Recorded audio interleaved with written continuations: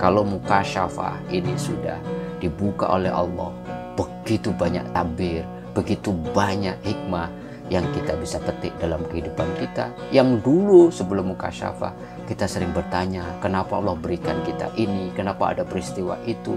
Tapi kalau mukasyafah kita bisa menjelaskan dengan gamblang bahwa di setiap apa yang terjadi di muka bumi ini, Rabbana ma khalaqta hadzal batila, nggak ada yang sia-sia.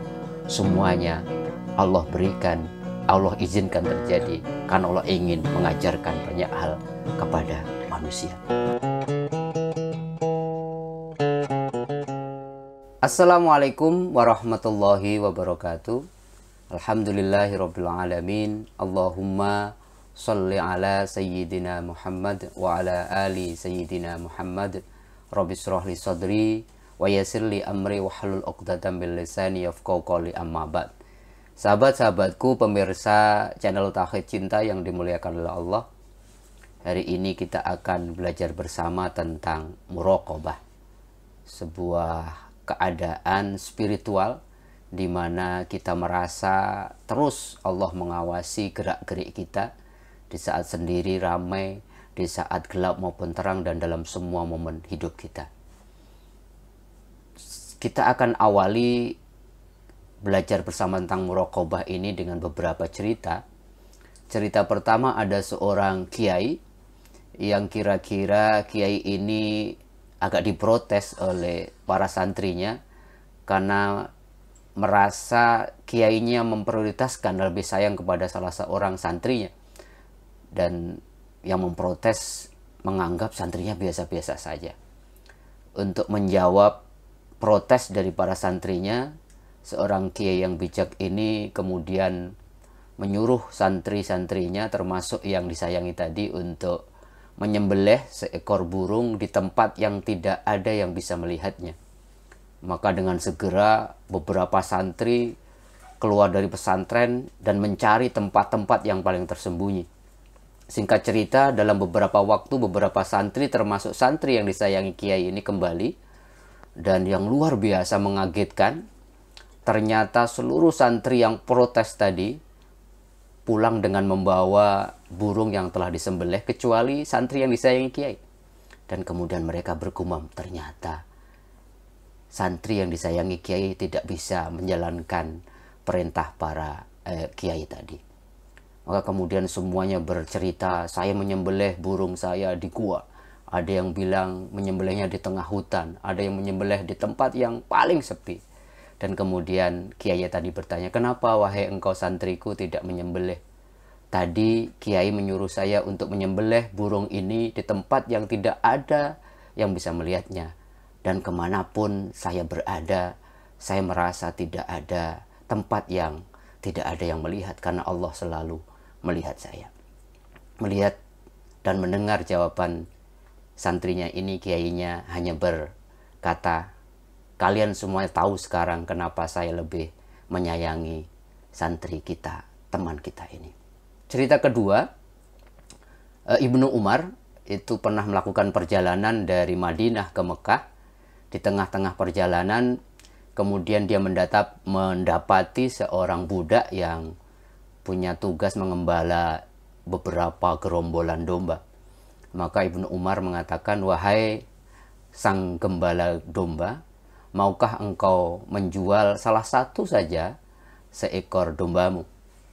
Dan sang gembala ini hanya mengatakan, ini bukan domba saya hanya budak dan saya bertugas hanya mengembalakan.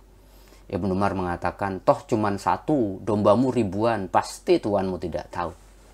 Dan kemudian budak sang gembala ini mengatakan, lalu di mana Allah? Mendengar jawaban sang budak gembala ini, menangis hati Ibnu Umar, betapa kagumnya. Dia seorang budak gembala tapi muraqabahnya luar biasa. Dia merasa bahwa Allah selalu melihat apa yang dia kerjakan walaupun tuannya tidak tahu. Dan saking kagumnya, maka Ibnu Umar membebaskan budak gembala ini dan kemudian dia menjadi merdeka.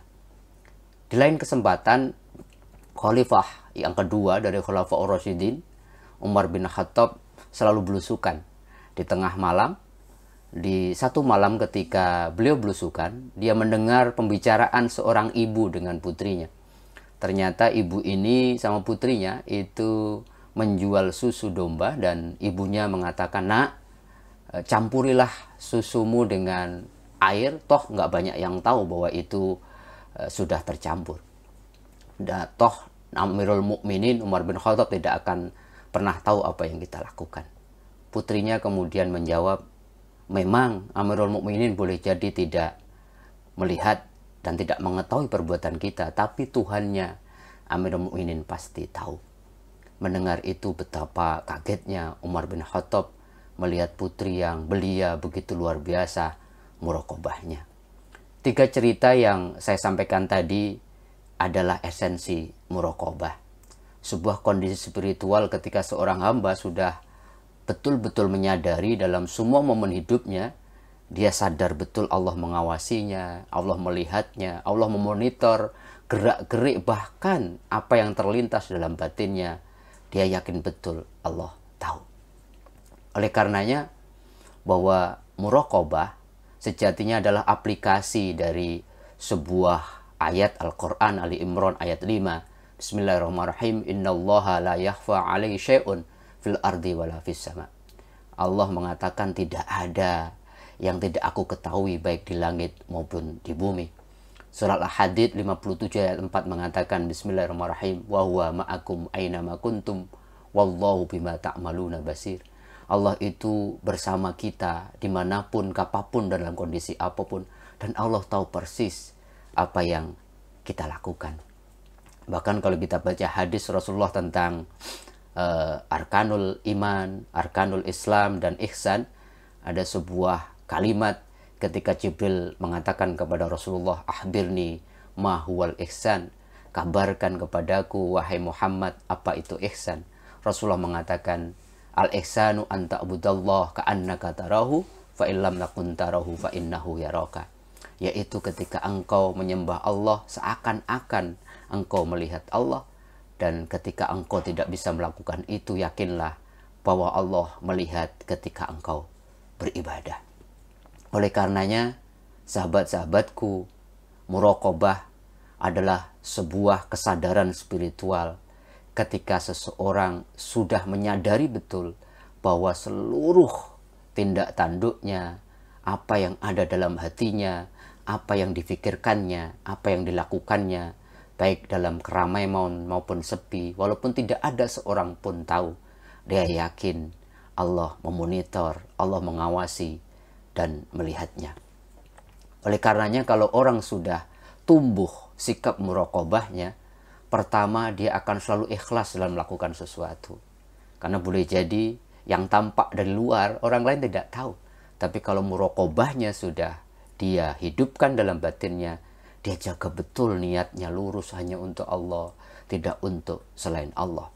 Yang kedua, kalau orang muraqabahnya sudah jalan, sudah hidup, dia akan selalu istiqomah beramal soleh. Bukan hanya amal soleh dalam tingkat perbuatan, tapi dia beramal lewat hatinya, dia beramal soleh lewat pikiran, dan kemudian hasil kerja otaknya, sekaligus dia beramal soleh dalam konteks tindak tanduk dan perilakunya. Karena dia akan jaga betul bahwa apa yang terlintas, apa yang difikirkan, apa yang diperbuat dalam kondisi apapun, Allah melihatnya dan dia akan persembahkan yang terbaik dalam 3 konteks tadi di mata Allah Subhanahu wa ta'ala. Begitu luar biasanya sahabat-sahabatku. Oleh karenanya pasti semua kita ingin bahwa dalam diri kita tumbuh sikap muraqabah. Langkah-langkah apa saja yang kita bisa lakukan sehingga kita pada taraf kemudian pada satu titik kita bisa muraqabah. Pertama, muraqabah harus dimulai dengan sikap yang namanya muhasabah. Ada introspeksi diri kita bahwa kita kemudian hasibu qabla an tuhasabu. Umar bin Khattab mengatakan, coba introspeksi, coba koreksi dirimu sebelum nanti dirimu dikoreksi oleh Allah. Ibnu Arabi mengatakan, koreksilah dirimu sebelum engkau dikoreksi Allah. Timbanglah dosa-dosamu sebelum Allah akan menimbang dosa-dosamu. Dengan muhasabah akan menghantarkan kita untuk tahu posisi kita di mana. Kalau sudah baik, kita jaga kebaikan kita, syukur-syukur kita sempurnakan. Tapi kalau belum baik, kemudian ada prosesi, ada kesempatan kita untuk merubah arah kita dari menjauhkan diri dari Allah menuju taqarrub atau mendekatkan diri kepada Allah. Kalau langkah pertama ini sudah terjadi, maka akan kita lanjutkan dengan tahap kedua, namanya mu'aqobah. Mu'aqobah itu kita kita bisa memberikan punishment terhadap diri kita. Kadang-kadang kita harus menjadi hakim sekaligus terdakwah buat diri kita. Kalau ada kesalahan-kesalahan yang kita lakukan, tidak boleh kita biarkan. Nafsu itu kalau dibiarkan akan semakin besar dan kemudian kita disetir oleh nafsu kita. Jadi kalau kita berbuat salah, kadang perlu dihukum nafsu kita. Dengan apa? Dengan tidak memperturutkan keinginan-keinginan nafsu yang bersifat duniawi, yang bersifat kenikmatan, kelezatan kita kurangi dengan puasa, tidur kita kurangi, sehingga ada proses perbaikan diri kita.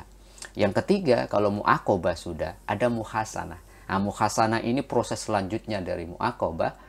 Setelah kita koreksi, setelah kita hukum nafsu kita, diri kita perbaiki, kita mempercantik rohani kita memperbaiki akhlak kita menjadi akhlak yang mulia. Baru kemudian yang keempat kita lanjutkan dengan mujahadah. Kalau proses muhasanah, mempercantik diri, memperbaiki diri, harus dengan mujahadah. Mujahadah itu apa? Jihad. Bagaimana kita mengerahkan seluruh potensi diri kita, fisik kita, akal kita, nafs kita, rohani kita, kolbu kita arahkan fokus untuk apa? Untuk terus berusaha muhasanah, untuk terus berusaha menjaga tidak lagi terombang-ambing, tidak lagi kemudian tergoda oleh keinginan-keinginan yang menjauhkan kita dari Allah Subhanahu wa taala. Yang kelima baru kemudian istiqomah, disiplin. Nah, istiqomah ini sesuatu yang tidak ringan saya kira. Oleh karena Rasulullah mengatakan Allah itu suka sesuatu yang baik yang kita kerjakan, walaupun sedikit kuantitasnya, tapi disiplin, istiqomah, jadi wirid, jadi kebiasaan kita sehari-hari, jadi habit, sehingga kalau itu sudah kita lakukan, mulai dari muhasabah, mu'aqobah, muhasanah, mujahadah, istiqomah, baru buahnya adalah muraqabah. Tiba-tiba kita sadar betul bahwa Allah selalu bersama kita, melihat tindak tanduk kita, tahu betul apa yang kita pikirkan, apa yang terbesit dalam hati kita. Sehingga apa? Sehingga kita istiqomah berusaha untuk selalu beramal soleh. Kalau 1-6 ini sudah kita lakukan secara konsisten dalam kehidupan kita, maka buahnya yang luar biasa adalah mukasyafah.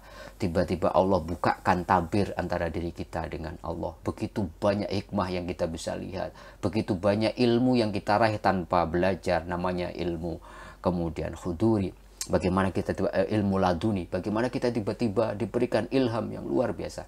Kalau mukasyafah ini sudah dibuka oleh Allah, begitu banyak tabir, begitu banyak hikmah yang kita bisa petik dalam kehidupan kita. Yang dulu sebelum mukasyafah kita sering bertanya, kenapa Allah berikan kita ini, kenapa ada peristiwa itu. Tapi kalau mukasyafah kita bisa menjelaskan dengan gamblang bahwa di setiap apa yang terjadi di muka bumi ini, Rabbana ma khalaqta hadza batila, enggak ada yang sia-sia. Semuanya Allah berikan, Allah izinkan terjadi karena Allah ingin mengajarkan banyak hal kepada manusia. Itulah beberapa catatan yang menurut saya penting agar muraqabah kita bisa hidup dalam sanubari, di dalam proses kehidupan kita, dalam proses perjalanan evolusi rohani kita. Oleh karenanya, mari kita terus jaga kedisiplinan kita untuk terus melakukan 7 tahapan tadi, sehingga kemudian insya Allah muraqabah akan selalu hidup dalam kehidupan kita, sehingga kemudian buahnya adalah kita menjadi orang-orang yang istiqamah, orang-orang yang disiplin dalam melakukan kebaikan, dalam melakukan amal soleh dan kemanfaatan, baik secara hablum minallah maupun hablum minannas. Walaqad khalaqnal insana wa na'lamu ma tuwaswisu bihi nafsu. Sungguhnya aku telah menciptakan manusia dan aku tahu persis bahkan apa yang dibisikkan oleh jiwanya. Wa nahnu aqrabu ilaihi min hablil warid. Dan aku, kata Allah, lebih dekat dari urat nadinya. Di situ kemudian Allah mengatakan, idza yatalaqqa al-mutalaqqiyani an yamini wa an shimali qa'id, bahwa ada dua orang yang duduk di kanan kirinya yang selalu mencatat apa yang dia kerjakan. Ma yalfidhu min qaulin illa alaihi raqibun atid. Ada malaikat raqib dan atid yang akan mencatat apa yang keluar dari lisan kita. Surat Qaf ayat 16 sampai 18. Itulah esensi muraqabah. Mudah-mudahan ada manfaatnya. Kurang lebihnya mohon maaf. Assalamualaikum warahmatullahi wabarakatuh.